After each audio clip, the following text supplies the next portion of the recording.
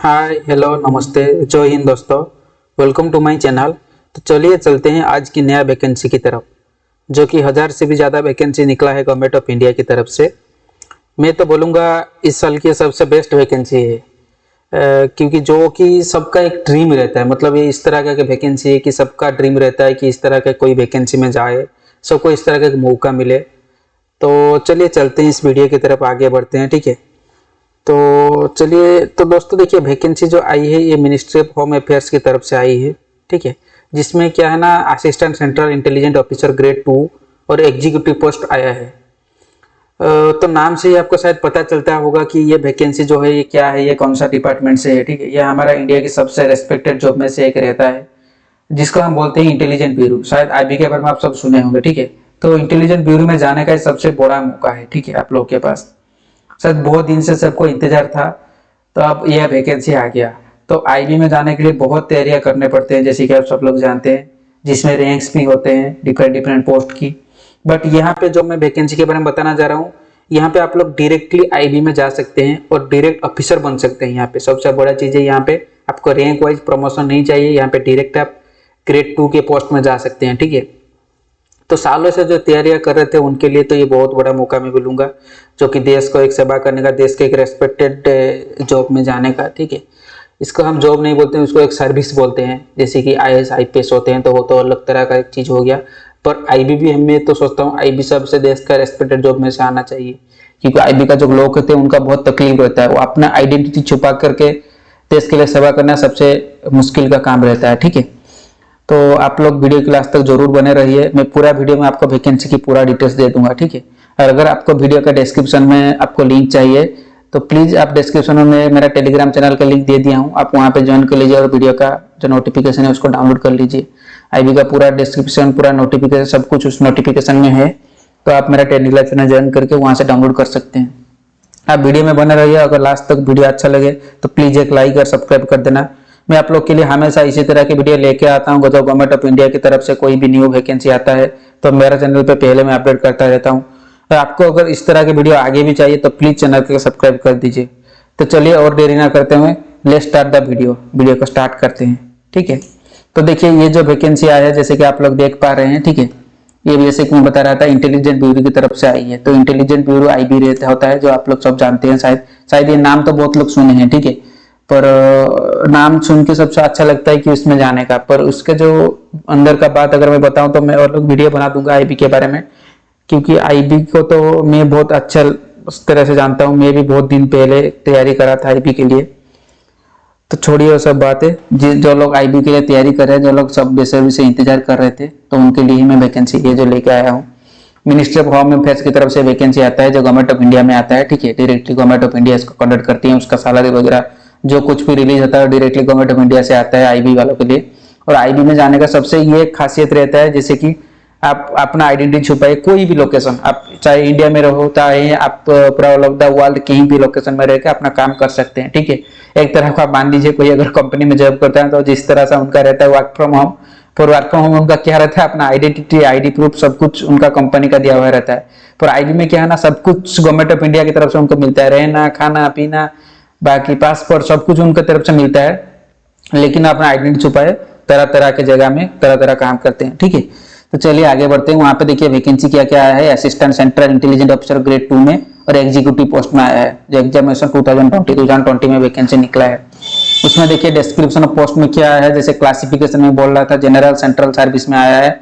जैसे कि मैं बोल रहा था, ये कोई जॉब नहीं, एक सर्विस है।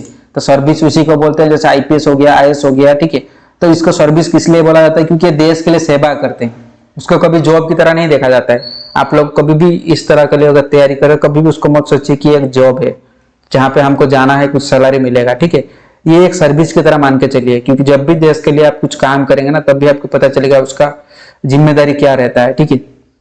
तो जो कि ये देखिए ग्रुप सी पोस्ट है, नॉन गेजेटेड नॉन मिनिस्टरियल रहता है। उसमें कोई भी मिनिस्टरियल का कुछ हैंड नहीं रहता है, जिसमें कि बहुत सारे पोस्ट में आता है जहाँ पे मिनिस्टर के हाथ रहता है। पर यहाँ पे ऐसे कुछ नहीं है कि कोई मिनिस्टर के हाथ है, ठीक है। आपको डायरेक्ट गवर्नमेंट ऑफ इंडिया, जो हमारा जो प्रेसिडेंट रहते हैं, तो उनकी तरफ से जो कुछ ही बातचीत आपके साथ होता रहेगा, ठीक है।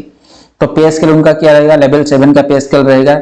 44,900 से 1,42,400 रुपीज तक रहेगा आपका, ठीक है, सेंट्रल गवर्नमेंट के हिसाब से। तो ये लेवल आपका 7 रहेगा और उससे धीरे धीरे आपका इंक्रीमेंट में होता रहेगा, ठीक है।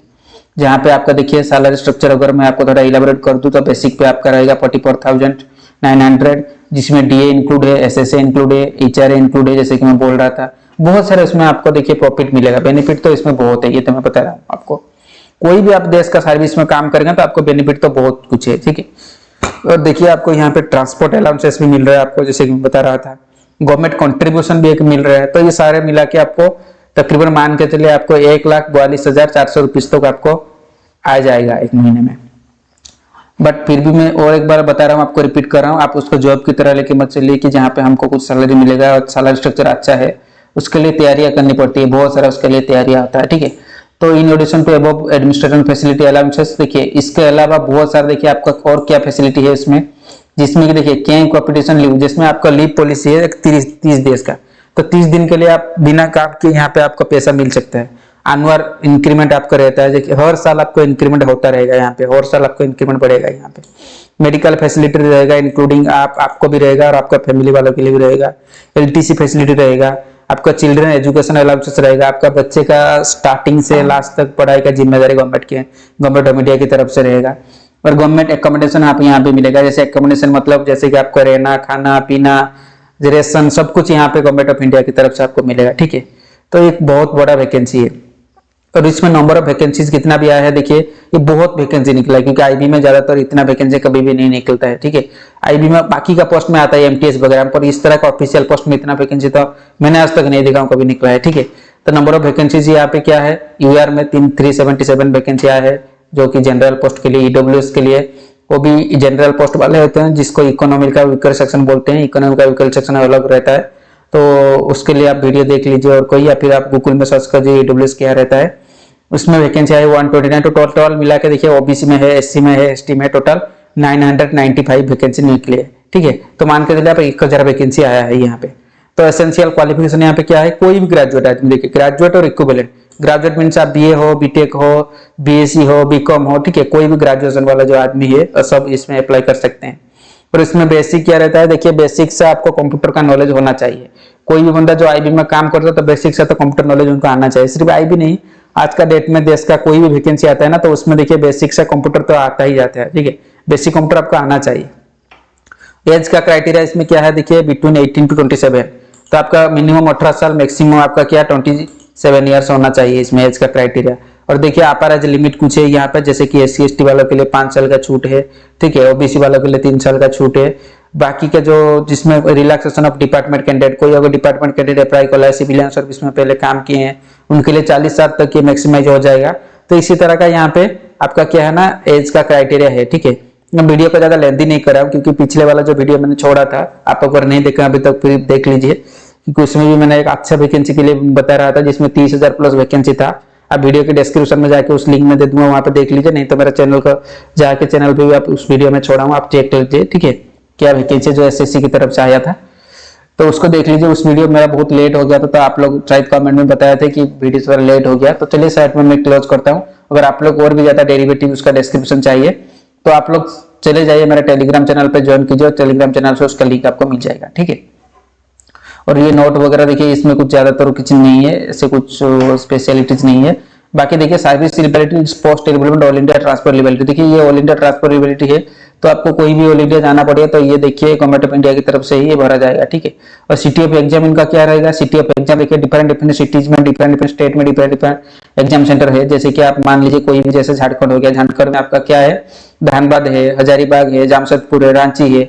यूपी होगा, यूपी में आपका क्या क्या है, आगरा है, अलीगढ़ है, अयोध्या, बरेली, गोरखपुर, झांसी, कानपुर, लखनऊ, मथुरा, मीरठ, तो ये सब जगह पे है, ठीक है। वेस्ट बंगाल में जैसे आसनसोल, दुर्गापुर, तो जो आपका मेन सिटी है कोई भी स्टेट में मान लीजिए, तो वही जगह पे आपका एग्जाम सेंटर रहेगा, ठीक है। तो इस तरह का आप एग्जाम सेंटर के बारे में और थोड़ा अगर जानना है तो आप ये डाउनलोड कर लीजिए नोटिफिकेशन, मेरा टेलीग्राम चैनल पर ज्वाइन कर लीजिए और डाउनलोड करके, नहीं तो आईबी का ऑफिशियल साइट में भी जाके ये आप डाउनलोड कर सकते हैं। अब डिटेल्स में उसको पढ़ लीजिए, ठीक है। तो ये हो गया आपका एग्जाम सिटी सेंटर। उसके बाद देखिए उसका एक रिटन एग्जाम जो पहला स्टेप रहेगा, जैसे मैं बोल रहा था, तो उसका देखिए टायर 1 एग्जाम जो रहेगा वो 100 ऑब्जेक्टिव टाइप ऑफ क्वेश्चन रहेगा, मतलब 100 ऑब्जेक्टिव टाइप एमसीक्यू क्वेश्चन आएगा, जिसमें तो सब क्वेश्चन ही आपका रहेगा, ठीक है। मल्टीपल क्वेश्चन रहेगा, जिसमें डिवाइडेड इनटू 5 पार्ट में डिवाइडेड है, 20 क्वेश्चन ऑफ ईच, मतलब एक एक पार्ट में 20-20 टाइप का क्वेश्चन आएगा, तो जिसमें एक एक मार्क आपको मिलेगा। तो मान लीजिए 100 क्वेश्चन आपके लिए आएगा, 100 क्वेश्चन में से आपको फुल मार्क भी 100 है और टाइम आपको क्या मिलेगा 1 आवर मतलब 60 मिनट। तो उस हिसाब से आप तैयारियां स्टार्ट कर दिए। तो एक क्वेश्चन के लिए आपको 1 मिनट भी यहाँ पे टाइम नहीं मिलेगा। और इसमें 5 पार्ट में बता रहा था, उसमें 5 पार्ट में क्या है, पहला आएगा करंट अफेयर, सेकंड आएगा जनरल स्टडीज, थर्ड आएगा न्यूमेरिक एप्टीट्यूड, फोर्थ आएगा रीजनिंग एंड लॉजिकल एप्टीट्यूड और फिफ्थ में आएगा इंग्लिश। ठीक है, और जिसमें देखिए आपका नेगेटिव मार्किंग भी है 1/4 का नेगेटिव मार्किंग आपके लिए है। तो कोई भी गलत टाइप का आप गलत कुछ आंसर दे रहे हैं तो उसके लिए 0.25% का मार्क आपको कट हो जाएगा। ठीक है, उसके बाद देखिए एक टायर 2 एग्जाम रहेगा जिसमें डिस्क्रिप्टिव टाइप क्वेश्चन रहेगा, मतलब लॉन्ग क्वेश्चन, जिसमें सिर्फ ऐसे रहेगा और इंग्लिश कंपरसेशन रहेगा, स्पेसिज राइटिंग रहेगा और कुछ नहीं। तो 50 मार्क के लिए ऐसे राइटिंग के लिए आपको 30 मार्क मिलेगा और जो इंग्लिश कंपरसेशन के लिए आपको 20 मार्क मिलेगा। तो इंग्लिश का कम्युनिकेशन कैसा है ये चेक किया जाएगा, जिसके लिए आपको 1 घंटा का टाइम रहेगा। तो ये तो हो गया टायर 2 एग्जाम के लिए। फिर इंटरव्यू होगा टायर 3 में, इंटरव्यू में भी आपको 100 मार्क का इंटरव्यू एक रहेगा। तो टोटल तीनों स्टेप में आपका रह जाएगा क्या है आपका जो सिलेक्शन प्रोसीड्योर। तो आप तो जान गए सिलेक्शन प्रोसीड्योर के बारे में। अब चलिए चलते हैं सिलेक्शन ऑफ कैंडिडेट से appear tier 1 the 5 centre related to him और हर। देखिए आप जब अप्लाई करेंगे तो अप्लाई के टाइम में आप 5 सेक्टर, कोई भी आप 5 सेक्टर अपना सिटी में चूज कर सकते हैं, नहीं तो अदर सिटी में आप कहीं पे रहते हैं तो ऑल ओवर इंडिया उसका एग्जाम सिटी है, तो ऑल ओवर इंडिया पे अप्लाई कर सकते हैं। ठीक है, एग्जाम सिटी के वाइज। उसके बाद देखिए रिजोल्यूशन हो गया, mark in tyre through, mark in tyre 2, ये सब मिला के आपको एक कट ऑफ मार्क आएगा। तो धीरे धीरे जितना जितना आप एक एक स्टेज वाइज आप क्रॉस करते जाएंगे उतना ज्यादा आपको कंपटीशन ज्यादा हो जाएगा और धीरे धीरे कट ऑफ मार्क ज्यादा बढ़ता जाएगा। टोटल मिला के सारे फिर लास्ट में सिलेक्शन होगा। ठीक है आपका। और देखिए उसका जो रजिस्ट्रेशन के लिए जो अप्लाई हो गया, ये देखिए अप्लाई अभी स्टार्ट हो गया है। तो देखिए ये 25/11/2023, ठीक है, मतलब नवंबर 25 के अप्लाई स्टार्ट हो गया है। उसका लास्ट डेट कितना रहेगा दिसंबर 15 तक। ठीक है, और ज्यादा टाइम आपके पास नहीं, अगर आपको अप्लाई करना है तो अभी ही आप अप्लाई करना स्टार्ट कर दीजिए। ठीक है, और देखिए उसका अगर चालान भी कुछ है मैं बाद में बताऊंगा आपको, धीरे धीरे वीडियो के आगे तरफ देखते जाइए, मैं उसका कितना चालान भरना है तो ये सब मैं बता दूंगा। ठीक है, आप उसका चालान यूपीआई के थ्रू, एसबीआई पेमेंट के थ्रू भी आप कर सकते हैं। ठीक है, कोई भी गेटवे की तरफ कोई भी यूपीआई आईडी से आप कर सकते हैं, जिसका चालान भरने का टाइम रहेगा 19/12 मतलब दिसंबर 19 तक आपका चालान भरने का टाइम रहेगा, पर आप अप्लाई करने का टाइम रहेगा 15 तक। ठीक है, दिसंबर 15 तक। अब चलिए जनरल स्टडीज में देखिए ये सब कुछ नहीं है, जैसे कि आपको अप्लाई करने का कुछ स्टेप दिया गया है, हाउ टू अप्लाई, तो ये आप पढ़ सकते हैं, पढ़ के उसको अप्लाई कर सकते हैं। तो अप्लाई करने के लिए देखिए सबसे पहले आपके पास तो कि वैलिड मेल आईडी, एक वैलिड मोबाइल नंबर होना चाहिए, आपके पास एजुकेशन क्वालिफिकेशन होना चाहिए, एक फोटो होना चाहिए, एक सिग्नेचर होना चाहिए और आधार कार्ड होना चाहिए, और ज्यादा कुछ इसमें ऐसे कुछ डॉक्यूमेंटरी नहीं चाहिए। ठीक है, फिलहाल के लिए जो नोटिफिकेशन आए उसी हिसाब से तो यही चाहिए, अगर आगे चाहिए तो फिर मैं आपको अपडेट करता रहूंगा। अगर आपको और भी उसके रिगार्डिंग कैसे अप्लाई करना है, आपको कोई दिक्कत आ रहा है, कोई स्टेप में प्रॉब्लम आ रहा है, तो प्लीज आप मेरे को कमेंट सेक्शन में बताएं। मैं जितना हो सके आपको कोशिश करूंगा कि आपका जो डाउट है वो क्लियर करने के लिए, आपको जो प्रॉब्लम है जहाँ पे आप अटक गए हैं तो उसको दूर करने के लिए। ठीक है, तो देखिए यहाँ पे फोटोग्राफ जो इमेज का कुछ फोटोग्राफ के लिए कुछ क्राइटेरिया यहाँ पे दिए हैं, जिसमें कलर फोटो चाहिए। तो साइज क्या रहेगा 35 mm विथ 35 mm रहेगा, और जो हाइट रहेगा 45 mm रहेगा। और देखिए ये रिसेंट पासपोर्ट साइज होना चाहिए, जैसे कि देखिए यहाँ पे लिखा है नॉट ओल्डर देन 12 वीक्स। ठीक है, मतलब 3 महीने से पहले का फोटो नहीं होगा। ठीक है, नहीं चाहिए इसमें। तो black and white photo will not accepted, यहाँ पे ब्लैक एंड व्हाइट फोटो भी नहीं चलेगा, तो आपको कलर फोटो ही चाहिए। ठीक है, जैसे कि बैकग्राउंड आप ब्लू कर दीजिए, बैकग्राउंड आप ग्रीन कर दीजिए, इसी तरह के फोटो चाहिए। तो लाइट बैकग्राउंड होना चाहिए। ठीक है, लाइट ग्रे और white is suggested, no pattern, कुछ पैटर्न नहीं चाहिए। और देखिए your face should be cover 80 of the photo, तो देखिए आपका फेस जो है 80% फोटो में आना ही चाहिए। ठीक है, नहीं तो ऑर्डिनरी वाला जैसे फोटो आप खींच लेते हैं, कोई भी फोटो को एडिट कराते हैं, तो उस तरह का यहाँ पे फोटो नहीं लेगा। ठीक है, और फोटो का साइज क्या रहेगा 50 से 100 के भी अंदर रहेगा, 50 से 100 के भी जेपीजी के अंदर रहेगा। उसी तरह देखिए सिग्नेचर इमेज, सिग्नेचर का भी जैसे मैं बता रहा था, व्हाइट पेपर पे आप कोई भी एक पेपर ले लीजिए, उसमें अपना साइन भर दीजिए और साइन भर के उसे जेपीजी फॉर्मेट में उसको अपलोड कर दीजिए, जिसमें देखिए 50 से 100 के भी, और सिग्नेचर का भी सेम ही साइज है, 50 से 100 के भी के अंदर ही सिग्नेचर का साइज रहना चाहिए आपका। ठीक है, तो ये तो हो गया आपका क्या क्या डॉक्यूमेंटेशन था, कैसे अप्लाई करना है। आप टोटल का ये जो डिस्क्रिप्शन है ये आप पढ़ लीजिए। ठीक है, पढ़ने के बाद साइज मैं आशा करता हूँ कि आप भर सकते हैं खुद से, क्योंकि यहाँ पे जो एजुकेशन क्वालिफिकेशन जैसे ही ग्रेजुएशन मांगा है, तो ग्रेजुएशन वाले बंदे को शायद सब कुछ आता है तो कर सकते हैं। अगर नहीं भी हो रहा है तो प्लीज मेरे को कमेंट में बताए, मैं आपको बता दूंगा जहाँ पे अटके हैं। ठीक है, जैसे कि मैं बता रहा था आपको एग्जामिनेशन फी उसका कुछ है, तो एग्जामिनेशन फीस का क्या है देखिए 450, तो 450 रुपया उसका एग्जामिनेशन फी है। पर देखिए एक्स्ट्रा 100 रुपया आपको पे करना पड़ेगा किनके लिए, जो मेल कैंडिडेट है। देखिए आप अगर फीमेल है तो आपके लिए 450 है, और आप अगर SC ST है तो आपके लिए भी 450 है। पर अगर आप मेल कैंडिडेट है जो कि EWS कैटेगरी है, OBC है और मेल कैंडिडेट है, जनरल कैंडिडेट है, उनके लिए देखिए 550 है ये, ठीक है, क्योंकि इनको 100 रुपया एडिशनल कुछ रिक्रूटिंग प्रोसेसिंग फी देना पड़ेगा, ठीक है, जो बैंकिंग चार्जेस है, ठीक है।